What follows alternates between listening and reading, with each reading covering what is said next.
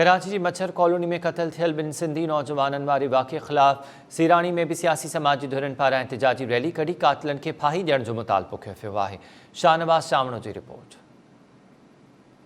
जी नाज़रीन, हिन वक़्तु असां मौजूद आहियूं सीराणी शहर में, जिते कराची मच्छर कॉलोनी में बेगुनाह क़त्ल थियल 60 वासी ऐं नौशोपुर वासी ख़िलाफ़ सीराणी शहर में एहतजाजी मुज़ाहिरो थियो आहे। त हितां जे शहरियुनि सां ॻोल्ह कई, हुननि जो छा चवणु आहे। कराची में 2 नौजवाननि खे बेदर्दी सां जो क़त्ल कयो वियो आहे, हीअ असांजो पुरअमन एहतजाज उन्हनि कातिलनि जी गिरफ़्तारी लाइ, उन्हनि खे सख़्त सज़ाऊं ॾियारण लाइ ऐं सॼी सिंध में एहतजाज थी रहियो आहे।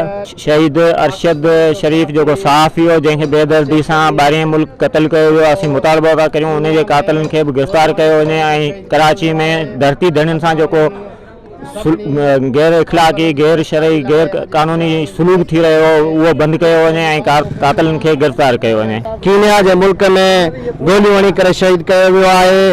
हू असांजो सचो ऐं खरो सहाफ़ी हो ऐं उन्हनि ते ज़ुल्म कयो वियो आहे, उनखे शहीद कयो वियो आहे।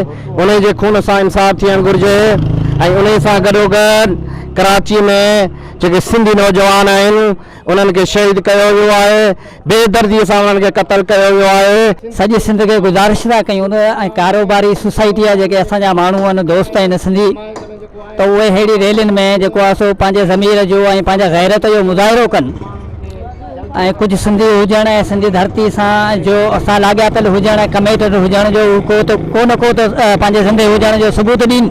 जी नाज़रीन, तव्हां हितां जे शहरियुनि जी ॻाल्हि ॿोल ॿुधी। कैमरामैन यासीन हुसैन सां गॾु शाहनवाज़ चावड़ो, टाइम न्यूज़ सीराणी।